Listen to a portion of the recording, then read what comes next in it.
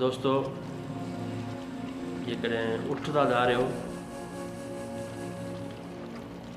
त दरवाज़ो बि वॾो हणायो।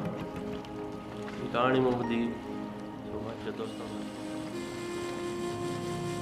जेकॾहिं दोस्ती रखो था त दिलि बि वॾी रखो, दोस्ती कयो था त हुन सां निभायो बि। अॼुकल्ह जे हिसाब सां हिकिड़ा 4-5 दोस्त नंढड़ा स्कूल में गॾु पढ़ंदा, सो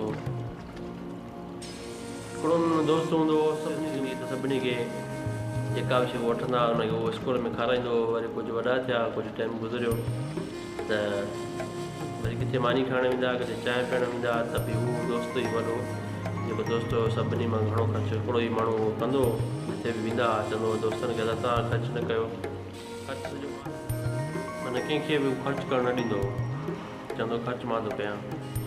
तो हलंदो हलंदो कुझु टाइम गुज़रियो, आख़िरकार सभु को पंहिंजे धंधनि में, पंहिंजे कमनि कारनि में, पंहिंजे धंधे कारोबार सां लॻी वियो।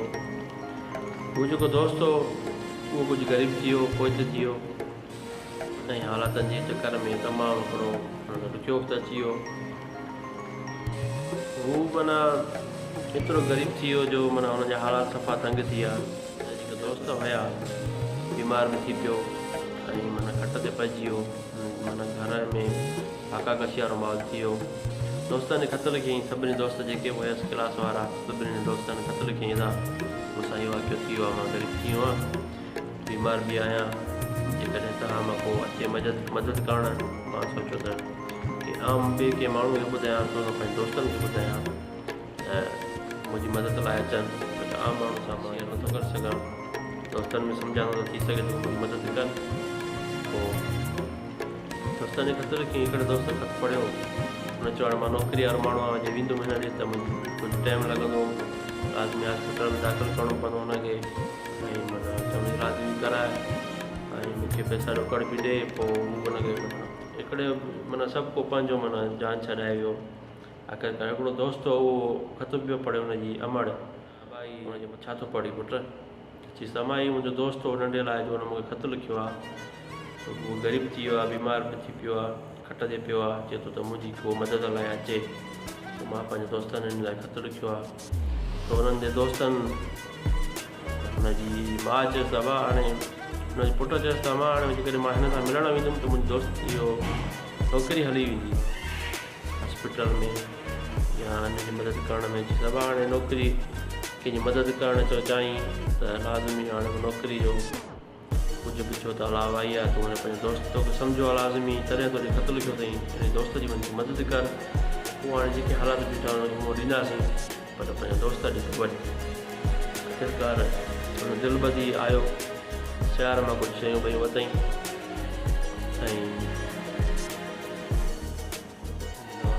रवानो थियो। त वञे जो त ॾिसे त ॻोठ जे ॿाहिरां माण्हुनि जी तमामु वॾी रश लॻी पई आहे। सो पुछीं त अलाई छा आहे, छाजे करे माण्हू गॾु थिया आहिनि। चईंसि त अदा फलाणो माण्हू हिन ॻोठ में रहंदो हो, सो उहो हिनमहिल 10 मिंट 15 मिंट थिया आहिनि सो गुज़ारे। हिन जे हथनि में जेको बि सामान हो त उहो सामान हिन जे हथनि मां हेठि किरी पियो ऐं हुनजे अखियुनि में पाणी अची वियो। चईं त मां अचण में देरि करे छॾी ऐं हुनखे ॿुधी न आई मुंहिंजो दोस्त नंढे लाइ दोस्त हो मुंहिंजे ख़त लिखियईं, पर तव्हां ॻोठ वारा बि जेको आहे सो माना हिन माण्हू ॾे कॾहिं हली न वियो, पुछा न कयोसि, तव्हांजे पाड़े में हो। हुन चयो दादा वाक़ई असांजी ग़लती आहे असांजे ॻोठ जो, पर असां कॾहिं हिनजी सार न लधी, असां बि बेआराम थी वियासीं, हालांकि हिनजी सार संभाल लाहिणु खपे हा। पोइ आख़िरकार उहो कोठारनि खे हुन माना कुझु छंड पटी। तो चवण जो मक़सदु दोस्तो त अगरि तव्हां ॾिसो था ख़ासि करे ॻोठ वारा माण्हू जेके आहिनि, ॻोठनि में इहो माहौल आहे, जेका ॾिसो था तव्हां त को माण्हू ग़रीब आहे, बीमार थी थो पए, हुनजो कमाइण वारो केरु कोन्हे, त हुनजो वञी हुनजे घर हुनजो हाल वाल वठो त भई तुंहिंजे घर में का गुरबत या पाका कशी वारो माहौल त न आहे, या नंढड़ा ॿार आहिनि। घणा माण्हू त पंहिंजे घर जो माहौल ॾिसी पंहिंजे औलाद जूं जेकर हुनखे ख़ुशियूं न ॾेई सघंदा आहिनि त इन में बीमार थी पवंदा आहिनि, इन में मरी वेंदा आहिनि। त मां पंहिंजे औलाद खे कुझु नथो ॾेई सघां, मुंहिंजी औलाद जेका ख़ुशियूं हुनखे मिलणु खपनि, जेका सहूलियतूं हुनखे मिलणु खपनि। पोइ जॾहिं हू पंहिंजे औलाद खे का शइ न ॾेई सघंदो आहे त इन गम में ई घणा माण्हू माण्हू बीमारी खां वधीक इन ग़म में मरी वेंदा आहिनि त मां कुझु पंहिंजे औलाद लाइ न करे सघियुमि। त दोस्तो जेके बि दोस्त आहियो, जेके ॻोठनि में माण्हू आया आहिनि उन्हनि खे कॾहिं तव्हां ॾिसो था त हुनजे घर में बीमारी आहे या को माण्हू हिकिड़ो ई कमाइण वारो उहो बीमार थी पियो आहे त महिरबानी ख़ुदा उनजी सार संभाल लांदा कयो। छो जो असांखे ग़फ़लत में ख़बर बि हूंदी आहे पर हिकिड़ी ज़िद याना में इंसानु हूंदो आहे त हुनजे पाड़े वारे खे कंहिं पुछा न आहिनि कंदा अथवा तुंहिंजे घर में को मसइलो त न आहे, हालांकि ख़बर बि हूंदी आहे त हिन घर में बीमारी आहे। दोस्तो जेकॾहिं तव्हां ॾिसो था त को माण्हू तव्हांजे पाड़े में बीमार थी पियो आहे हुनजी सार संभाल लांदा कयो। ऐं इहो वॾे में वॾो हिकिड़ो दुनिया में आख़िरत में तव्हांखे जेकी कमी ईंदी वॾे में वॾी। सो अॼु जो मौज़ू इहो ई हो। वधीक इंशाअल्लाह बेटा पिक सां ॿिए दफ़े नई वीडियो में हाज़िर थींदासीं। अस्सलामु अलैकुम।